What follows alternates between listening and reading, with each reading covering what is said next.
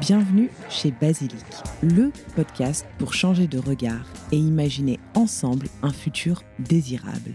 Je suis Jeanne, votre hôte, et chaque semaine, je tends le micro à celles et ceux qui façonnent le monde de demain. Je vous souhaite la bienvenue et j'espère que vous vous sentirez bien chez Basilic. Bonjour à toutes et à tous, vous écoutez la sélection Feel Good que je propose tous les mois ou presque sur Basilic. Je suis très heureuse de vous retrouver pour un nouvel épisode riche en belles découvertes et en partage. J'ai du mal à croire que nous sommes déjà au mois de mai, ça me paraît complètement fou. Il ne reste plus que 2 mois et la saison 8 de Basilic sera terminée. Les épisodes enregistrés pour les semaines à venir sont vraiment très chouettes et j'espère qu'ils vous plairont autant qu'à moi.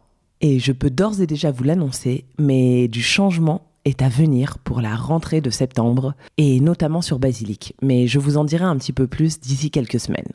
Allez, je vous propose que nous commencions sans plus tarder avec ce nouvel épisode Feel Good.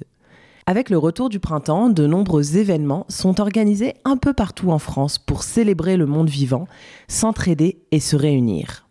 On débute avec le Bruit des Printemps, un festival qui se déroulera les 7 et 8 juin prochains à Montlieu-la-Garde, entre Bordeaux et Angoulême.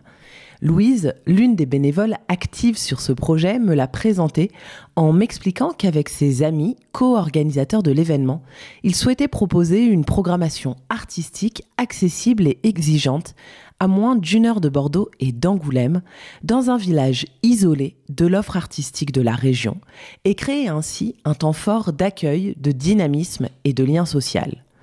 Leur ambition, l'inclusion, la solidarité et l'ouverture d'un dialogue citoyen. Le Bruit des Printemps, c'est donc 2 jours de fête et de révolte en ruralité, autour de propositions artistiques engagées. C'est 40 bénévoles passionnés qui travaillent à l'année pour accueillir les publics dans les meilleures conditions. Évidemment, cet événement est éco-responsable, inclusif et convivial. Le thème de cette année est celui des histoires vraies et la programmation est excellente. Je vous invite à la découvrir grâce au lien dans la barre de description. Cette année, comme tous les ans depuis 5 ans, nos forêts seront mises à l'honneur grâce aux Nuits des forêts. Pensées comme une invitation à redécouvrir la forêt proche de chez soi, les Nuits des forêts œuvrent à sensibiliser les citoyens à l'importance des forêts. Pendant 17 jours, le festival permet d'aller à la rencontre de celles et ceux qui contribuent à l'entretien et à la protection des forêts, et de se reconnecter à la nature de manière sensible à l'occasion de spectacles, expositions d'œuvres et autres expériences atypiques et immersives de jour comme de nuit. Le festival Les Nuits des forêts porte un engagement fort. Faire des forêts des lieux d'échange et de transmission, vivants et conviviaux où se croisent expertise, savoir-faire et expériences sensibles. Vous l'aurez compris, l'objectif est avant tout de tisser des liens entre les mondes forestiers, culturels, scientifiques et citoyens, bien sûr. Le festival se déroulera donc du 7 au 17 juin. Toute la programmation est à retrouver en ligne sur leur site internet.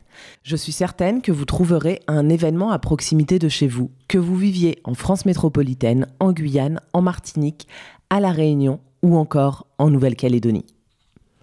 Côté lecture, j'ai bien évidemment découvert de nombreuses bandes dessinées et romans graphiques lors de notre escapade en Belgique, pays emblématique de la BD. J'ai notamment découvert la maison d'édition L'Employé du Mois, qui était mise à l'honneur au musée de la bande dessinée de Bruxelles. Je me suis procuré 2 ouvrages qui ne parlent pas d'écologie, certes, mais qui s'intéressent au changement de nos sociétés et à l'évolution de nos mœurs. La première bande dessinée, intitulée « Les Contes de la Mansarde », a été imaginée par Elisabeth Holville et Iris Pouy. Chacun des 3 chapitres des Contes de la Mansarde se déroule dans le même appartement, au 6e et dernier étage d'un immeuble parisien, au cours de 3 étés caniculaires. Dans ces histoires qui donnent la chair de poule, l'amour tient toujours un rôle important, alors qu'il se retrouve nuit et jour contrarié par de funestes circonstances. Si l'effroi apparaît par des manifestations du surnaturel, il se dissimule aussi dans les recoins de nos névroses modernes. Dépression, solitude, obsession ou encore anxiété. J'ai adoré ce roman graphique qui est non seulement très facile à lire, mais qui nous permet surtout de ressentir tout un panel d'émotions très différentes. D'ailleurs, Elisabeth Holville a été récompensée par le prix René Goscinny en 2025 avec la consécration de la meilleure jeune scénariste. L'autre ouvrage que j'ai choisi au musée de la bande dessinée à Bruxelles est davantage consacré à notre rapport au corps et au genre, puisque dans Emilia, l'auteur, Peer Jongeling, raconte le parcours d'une transition, d'une possible détransition et d'un nouveau départ. Construit à partir de réflexions intimes sur la dysphorie de genre, mais aussi de discours conscients des réalités vécues par les membres de la communauté LGBTQIA+, Emilia est un récit où cohabitent les incertitudes, les trajectoires, les rêves et le sensible. J'ai vraiment pris beaucoup de plaisir en lisant ces 2 romans graphiques et je vais continuer de suivre les différentes sorties de cet éditeur de bande dessinée avec une grande attention parce que j'ai le sentiment que l'employé du mois est une petite pépite. Côté littérature jeunesse, voici ce que j'ai repéré pour mon fils mais que nous n'avons pas encore lu. Cela pourra peut-être vous donner quelques idées si vous êtes à la recherche d'albums jeunesse pour les week-ends prolongés qui arrivent. Pour les plus petits, je recommande les ouvrages cartonnés avec des volets à soulever qui permettent une lecture ludique et intrigante. L'ouvrage de Clara Corman, paru aux éditions Amatera, devrait plaire aux petits bouts qui sont toujours curieux et curieuses de découvrir de nouvelles choses. Dans cet album, intitulé « Fruits insolites », elle explore des fruits et des légumes communs dans certaines parties du monde, mais rares en Europe. Une belle façon de s'évader et de voyager à travers nos sensations gourmandes.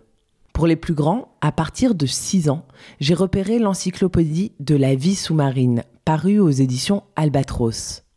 Ce livre est l'occasion de découvrir les profondeurs de l'océan et sa vie vibrante dans les moindres détails. Il semble offrir un aperçu assez immersif du vaste monde sous-marin en révélant un royaume grouillant de vie qui, on le sait, est aussi diversifié que mystérieuse. Dans cet ouvrage, vous pourrez découvrir les céphalopodes, les encornets, les Nolitus pompilius et tout plein d'autres animaux dont je ne connais même pas l'existence. Voici donc 2 ouvrages à faire découvrir aux plus petits d'entre nous, qui ont été pensés et imaginés par des maisons d'édition indépendantes et engagées. Et enfin, dernière découverte du mois, il s'agit de la marque Franklin, dont je vous parlais dans ma newsletter. Cette marque propose des aliments pour chiens et pour chats. Ils ont eu la délicate attention de m'envoyer un petit lot de leur pâté pour chat afin que Izzy, ma petite British Shorthair de 13 ans, puisse découvrir leur gamme. Et laissez-moi vous dire qu'elle les a grandement appréciés. Bien évidemment, elle a eu un coup de cœur pour celle au saumon et au basilic. Voici ce que nous dit la marque à propos de cette pâté pour chat. Cette pâté est monoprotéine et contient uniquement du saumon, qui, on le sait, est riche en oméga 3, et donc indispensable pour la santé de la peau et du pelage de nos petits félins. Grâce à la levure de bière, aux algues, au basilic et au psyllium, cette pâté prend soin du transit et favorise une meilleure digestion. De mon côté, j'ai observé qu'Izzy les digérait très bien et qu'elle en raffolait puisque, à peine le frigo ouvert, elle commence d'ores et déjà à se trémousser. J'ai donc passé une commande pour découvrir l'entièreté de la gamme et je vous dirai si Izzy a d'autres coups de cœur. Et voilà, cette sélection pêle-mêle est déjà terminée. Comme d'habitude, c'était un joyeux mélange de toutes mes découvertes et lectures récentes. J'espère que cela vous permettra de faire de belles découvertes et de soutenir des initiatives engagées. Je vous donne rendez-vous le mois prochain pour le tout dernier épisode Feel Good de la saison 8 et dès mardi pour une nouvelle interview. D'ici là, prenez soin de vous et à bientôt. Merci d'avoir écouté cet épisode jusqu'au bout. Si vous êtes encore là, j'imagine qu'il vous a plu. N'oubliez pas de vous abonner à Basilic sur votre application de podcast favorite pour ne louper aucun épisode. Vous pouvez également me suivre sur Instagram et LinkedIn @basilicpodcast pour découvrir les coulisses de tous les épisodes et de toutes les interviews. Et enfin, si l'univers du podcast vous intéresse, alors je vous invite à jeter un œil à basilicpodcast.com. Vous y découvrirez Basilic Studio, la formation que j'ai créée pour vous accompagner à lancer votre propre podcast et surtout le podcast de vos rêves, mais également Basilic Lab, l'agence qui nous permet de créer des podcasts pour des marques audacieuses et des thérapeutes engagés. Je vous donne rendez-vous la semaine prochaine pour un nouvel épisode et d'ici là, prenez grand soin de vous.